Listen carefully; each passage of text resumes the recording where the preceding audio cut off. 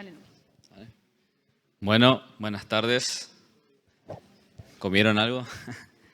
Vamos a ir arrancando. Están diciendo acá la organización, así que somos lo que somos y estamos lo que somos. Bueno, mi nombre es José González. Yo soy director de Saneamiento de Bromatología y Zoonosis del Ministerio de Desarrollo Humano en la provincia de Formosa. Y bueno, Pablo me dio el privilegio de poder moderar esta mesa, que bueno, yo creo que va a ser súper productiva, provechosa, porque creo que inclusive las personas que quedamos acá en el auditorio podemos aprovecharla, sacando el máximo provecho a las ponencias que tenemos, que son dos personas que vienen caminando muchísimo este largo y arduo camino, que es justamente las modificaciones que van habiendo en el Código Alimentario Argentino para poder adecuar las políticas públicas, sobre todo regulatorias, para una producción que lógicamente siempre se trata de abarcar todos los sectores y bueno, por más de que lo diga de esta forma, es una tarea bastante compleja, bastante discutida, pero siempre se sacan buenas conclusiones. Y aparte creo yo, desde el día de ayer hasta hoy, con las diferentes disertaciones y los ejes temáticos que se fueron dando, vamos a debutar, por así decirlo, en esta jornada, justamente el marco normativo que nosotros tenemos que cumplir y hacer cumplir justamente en todo el territorio nacional para todos los alimentos los que van a estar alcanzados para poder comercializarse o acceder al mercado formal de todo el territorio. Y bueno, si bien estuvimos escuchando, particularmente yo también aprendiendo mucho de este mundo, que es la verdad que es un universo, no es un mundo, muy poco se habló justamente de las normas. Las normas, este código, las reglamentaciones y bueno, y a veces el rol que nos toca a nosotros para hacer cumplir, como se decía anteriormente, estas exigencias, tanto higiénicas sanitarias para los establecimientos como también así todo lo que tenga que ver y conlleva a lo que contiene el producto o el alimento en sí. En ese sentido, la idea de la mesa es justamente van a disertar, los voy a presentar y después vamos a dejar un espacio bastante extenso quizás para poder armar un debate. La idea es que se arme un debate, un ida y vuelta, porque justamente este congreso, la verdad, bueno, ahora que está Pablo, agradecer de que seamos partícipes y también felicitarlo porque justamente hay que tener mucho valor para encarar algo así, con una diversidad tan grande de actores de todos los sectores, tanto regulatorio, normativo, productores y demás. Y también, lógicamente, lo felicitaron mucho a Pablo, pero también hay que felicitar a todo el equipo que él tiene. Está Gary, está Seba, están Vivi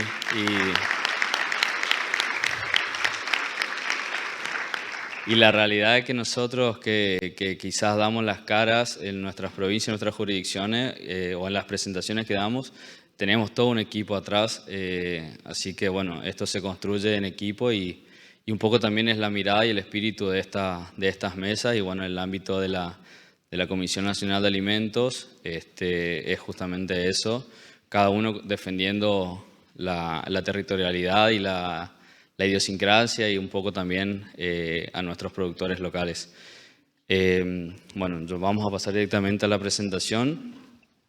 El tema que nos tocó justamente es el marco normativo que se debe implementar para la agricultura familiar del Código Alimentario, las transformaciones que se fueron dando en este último tiempo en el Código para poder abarcar este universo, como les mencionaba al comienzo.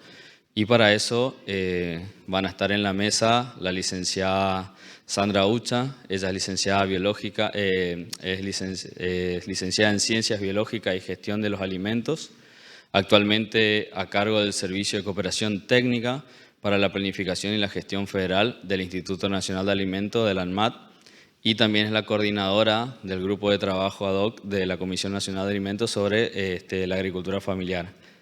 Pequeño y gran laburo, con muchas que con mucha, bueno, ahora lo va a explicar ella, pero la verdad que estaría bueno que después se arme este debate para que también se conozcan ustedes todo este trabajo que hay atrás, todo este esfuerzo que hay atrás de personas que ponen el cuerpo entero para poder abarcar.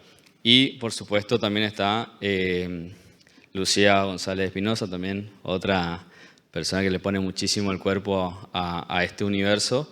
Ella es licenciada en biología con orientación en ecología y es coordinadora de agricultura familiar del SENASA, con punto focal en aspectos sanitarios y de inocuidad de la región, especializada para la agricultura familiar en el Mercosur. Así que otro gran eje central para todas estas políticas que se están implementando, que se fueron debatiendo, pero con un eje también en el abanico de los alimentos que se comercializan actualmente y que bueno, siempre se trata de incluir. Así que bueno, comenzamos. Bueno, buenas tardes. Gracias a los presentes por hacer el aguante, porque con el día que hay ahora afuera es realmente valorable que estén acá. Bueno, un poco ya lo introdujo José. En cuanto a la normativa de alimentos, una de las cosas que es importante destacar es los 3 niveles que tienen las normativas para los alimentos. A nivel nacional tenemos el Código Alimentario Argentino, que es más o menos como la Biblia, o sea, sería como la Constitución de los alimentos. Y es en su cumplimiento, o sea, una vez que se pueden cumplir con todos los requisitos del código, la autoridad sanitaria puede brindar un RNE o un RNPA para hacer tránsito por todo el país. Tenemos normas provinciales también, y en el caso específico de Entre Ríos, que sí tiene normas provinciales, o sea, no llegan a hacer registros que pueden hacer el tránsito federal, pero sí por toda la provincia.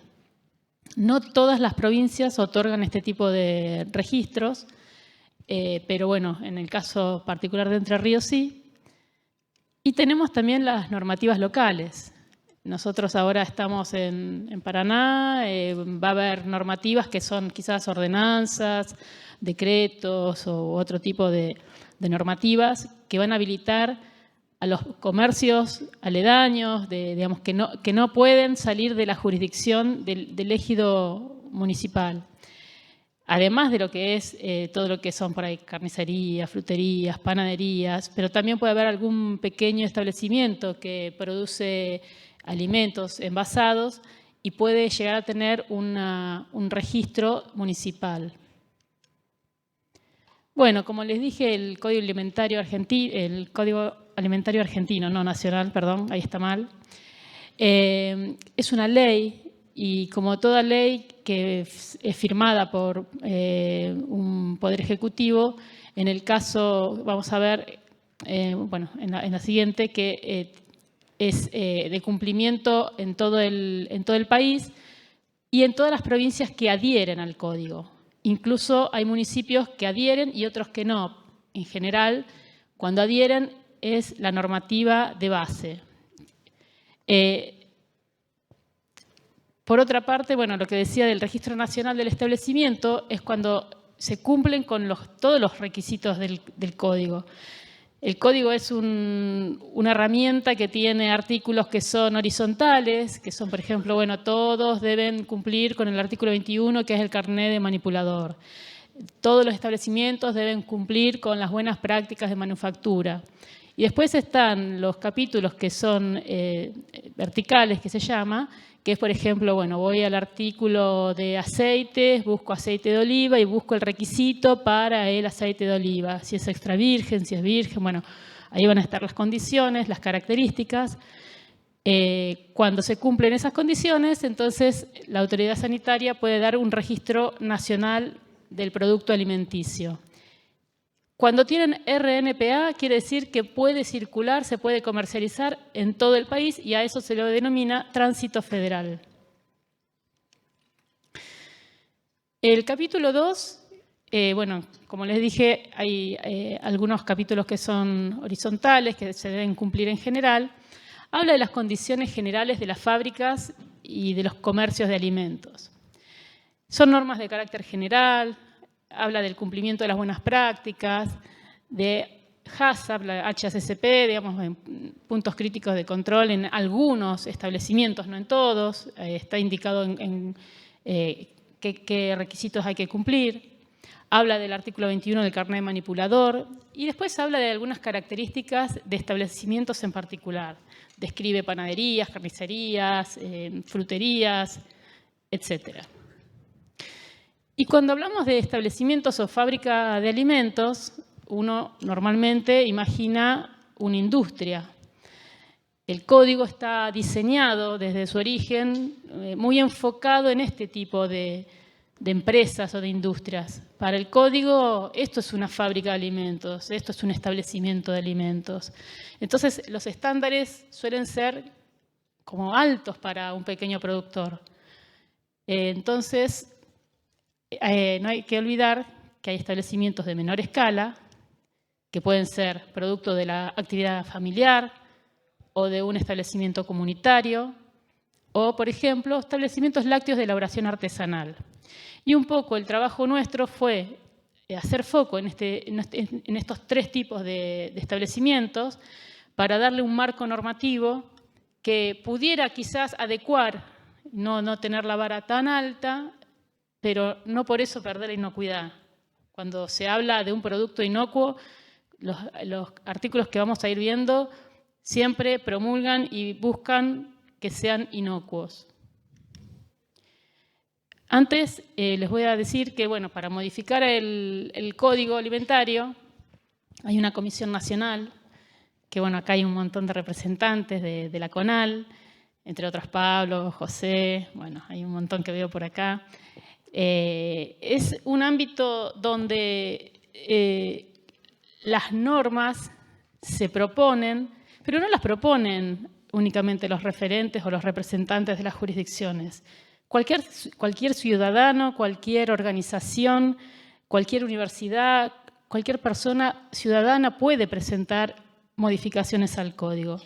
Hay determinados requisitos que tienen que ser bien justificados, digamos, y bueno, cuando pasa un poco la evaluación de la Secretaría Técnica para ver si cumple los requisitos que se solicitan, cualquier persona puede presentar una modificación. Y esto es importante decirlo porque creo que habiendo hablado tanto las organizaciones y viendo que hay tanto por hacer, ustedes que son los que están en el terreno, son los que conocen cuáles son las fallas todavía que tiene el código para poder darle la legalidad a todos estos productos que se siguen comercializando de una forma u otra. Por eso me parece que es importante que rescaten eso y que se sientan parte de esta normativa. Está compuesta por la Secretaría de Calidad en Salud, la Secretaría de Agricultura, Ganadería y Pesca, cuyo secretario estuvo ayer presente, la Secretaría de Comercio Interior, el SENASA, ANMAT a través del INAL y representantes de CABA y de las 23 provincias, tanto en su parte de salud como en la parte de producción. O sea que se refleja tanto la parte de bromatología, que siempre va a tener un interés más en la parte de inocuidad, y la parte de producción que muchas veces busca un poco más la parte, bueno, más ligada a la economía, a la producción. Y bueno, esto es un poco lo lindo que tiene la CONAL, ¿no? Esos debates acalorados que suele haber, ¿no? Porque, bueno, hay provincias que tienen un interés, otras que tienen otro. Bueno, hay que consensuar, como en cualquier organismo donde se discuten leyes. Bueno, hay que hacer la discusión necesaria y llevar las propuestas trabajadas y justificadas, porque si algo tiene de bueno es que, bueno, creo que ninguna de los artículos en los que yo alguna vez participé que se hayan incorporado haya salido lisito. O sea, siempre hubo algún conflicto y algún debate. Y lo bueno es esto, creo que es una de las comisiones que funcionan con 4 reuniones anuales, se reúnen permanentemente y debaten, discuten y mantienen el código alimentario de alguna forma vivo, ¿no? Dinámico. Además de tener la Comisión Nacional, hay grupos de trabajo que se llaman grupos de trabajo ad hoc, que son cuando hay algún tema técnico que hay que profundizar y darle una continuidad, hay que buscar, digamos, información, buscar también referentes de otras instituciones como el INTA, el INTI, universidades, organizaciones. Se forman estos grupos y los temas pasan, y bueno, en este caso a mí me toca ser coordinadora del grupo de agricultura familiar. Y hay un montón de otros grupos técnicos, grupos de trabajo en la CONAL.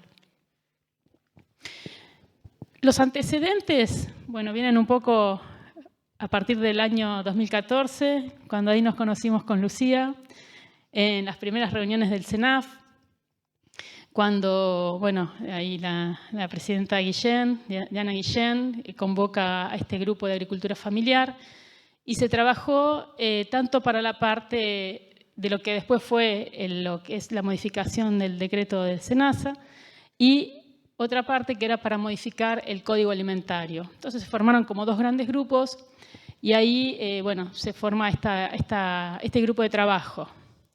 Bueno, que en ese momento lo coordinaba Roberta, que está por ahí. Se trabajó durante muchos años en un artículo, que es el 154 Quater, que ahora les voy a mostrar de qué trata. Y por diferentes motivos, bueno, a veces hay gobiernos que buscan otros intereses, y bueno, se trabó, hasta que finalmente se pudo retomar el trabajo y fue publicado en el Boletín Oficial en el 2018. A continuación, el grupo de trabajo, bueno, además voy a mostrarles fichas y otros trabajos que hicimos, habíamos visto que había otro artículo que faltaba otro ámbito de trabajo para la pequeña producción, que era la parte comunitaria, las salas comunitarias. Y en conjunto también sale lo del 60 bis, que son los establecimientos lácteos artesanales.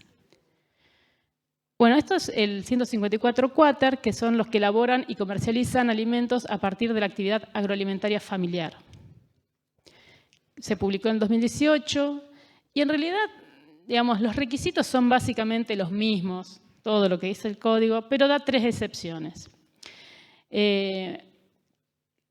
Bueno, lo estoy diciendo al revés de lo que están leyendo. ¿Qué habilita? Habilita ambientes que pueden ser anexos o no a los domicilios particulares, o sea, la vivienda, y podría estar al lado pegado o un poquito separado, pero digamos, ese sería el ámbito de elaboración. Pide que tenga una entrada independiente del resto de la casa, que sea un ambiente exclusivo para la elaboración de alimentos, o sea, que no entre en ese momento el hijo, el perro, el gato. O sea, cuando se producen alimentos, cuando se convierte en un espacio de elaboración, es únicamente para elaborar alimentos. Y lo que habilita son 16 categorías, que ahora vamos a ver rápidamente. Y los requisitos son todos los del código, con 3 excepciones, que son tener baños separados para ambos sexos, porque en realidad es innecesario, digamos, en una producción familiar tener tanto baño. La capacidad de 15 metros cúbicos por operario y el cerco perimetral. Me apagué. Esas serían las excepciones. Y estas son las 16 categorías que se propusieron en su momento. Una de las condiciones que se había exigido en ese momento para que salga publicado este artículo era que se produzcan alimentos de bajo riesgo. Bueno, esta es la lista a la cual se pudo consensuar. En esta lista no figuran cárnicos y tampoco figuran las conservas, que eso, bueno, posiblemente sea la próxima propuesta para poder ampliar estos rubros, un rubro 17 que sea conservas vegetales, ¿no? Luego el grupo hizo directrices, que era para armonizar algunos conceptos de lo que es el articulado en sí, Estas directrices realmente no dicen gran cosa, o sea, no, a mi gusto quedaron como bastante escasas de contenido, pero después vinieron las fichas técnicas. Y ahí el grupo trabajó y realmente trabajó muchísimo para hacer esta publicación, que son como 54 páginas, y describe todo el marco normativo rubro por rubro, habla de la información general. Yo después en la presentación está el link, realmente vale la pena como herramienta técnica. En cada una de las categorías, y después atrás de todo hay diagramas de flujo para ver cuáles son los puntos clave o puntos críticos de cada elaboración, y prototipos. Estos prototipos que son quizás una idea, es el deseo, ¿no?, de tener un prototipo así. Es para sugerir algo ideal, no siempre se logra algo de este tipo. Hay varios prototipos y bueno, algunos incluso se utilizaron hace poco en algunas salas de elaboración que se están habilitando en parques nacionales, con lo cual, bueno, nos pone contenta que estos prototipos se están usando. El artículo 152 tris, entonces, que habla de los establecimientos comunitarios, tenía que ver con que después de la sala esta de habilitación para la agricultura familiar, una de las cuestiones que hizo el grupo fue, bueno, ¿y cuando hay más de un elaborador, qué se hace? O sea, ¿cómo hacemos? Falta una figura y falta estas salas multipropósitos o comunitarias o de uso compartido. Entonces el grupo, que es bastante inquieto, dijo, bueno, propongamos hacer un artículo para las salas comunitarias. Y así fue que se trabajó en el artículo 152 tris de establecimientos comunitarios, que se incorporó en el 2021, y que, también habla de uso compartido, que pueden ser 2 o más elaboradores, pueden hacerlo en forma simultánea o no, y puede ser 1 o más rubros y categorías de alimentos. Esto siempre a consideración de cuál es el espacio y de lo que ve, como decía José, la autoridad sanitaria. No es que porque yo digo, esto va a ser mi sala comunitaria, me lo tenés que habilitar. O sea, justamente ahí está el trabajo de artesanos, de las autoridades sanitarias, que tienen que ver realmente cada uno de los detalles para ver si realmente puede cumplir las condiciones para determinados alimentos. Y bueno, después lo mismo, las buenas prácticas, cumplir con las buenas prácticas, con la supervisión de un responsable técnico. Y esto del responsable técnico es una figura nueva en el código, porque ustedes habrán escuchado que habla de director técnico para algunos tipos de alimentos, pero cuando se habla de sala comunitaria es necesario tener un responsable técnico. Y de las responsabilidades conjuntas que tienen el titular del establecimiento, los productores y el responsable técnico. Todo eso está descrito en el artículo 152 tris, y ya les dije que es inquieto el grupo, entonces también hizo directrices para poder plantear a modo de sugerencia, bueno, a ver cuáles podrían ser las actividades designadas en la gestión interna del establecimiento, cuál sería la responsabilidad del titular, más que del responsable técnico o más que del productor. Bueno, un poco imaginando toda la línea de producción, todo el proceso. También pone como ejemplo el anexo 2 para ver cómo podrían abordar las responsabilidades conjuntas, de qué manera dejar escrito, cómo dejar por sentado estas responsabilidades, porque no siempre uno encuentra el arma legal, digamos, para decir, bueno, ¿cómo lo describo? ¿Qué pongo, no? Y después, lineamientos básicos, que es un poco, bueno, quién se encarga de la limpieza, cómo serían las normas de uso, los turnos. Va describiendo todo cómo sería la secuencia del proceso de elaboración, las condiciones en que debe dejar el establecimiento, etc. Y es interesante que estas directrices también estuvieron muy trabajadas en el grupo con autoridades sanitarias de las provincias. O sea que esto es algo que se lleva a la práctica, que se hace, que se habilita. Así que, bueno, consideramos que el 152 tris era también una necesidad y, bueno, yo creo que se están habilitando bastantes establecimientos por el 154 quater en algunas provincias y, bueno, ya van a ver más tarde lo de lo que son, digamos, las diferencias entre tener un RNE y un registro provincial, ¿no? Que eso viene luego. Bueno, hasta acá mi parte y ahora dividimos con Lucía su parte.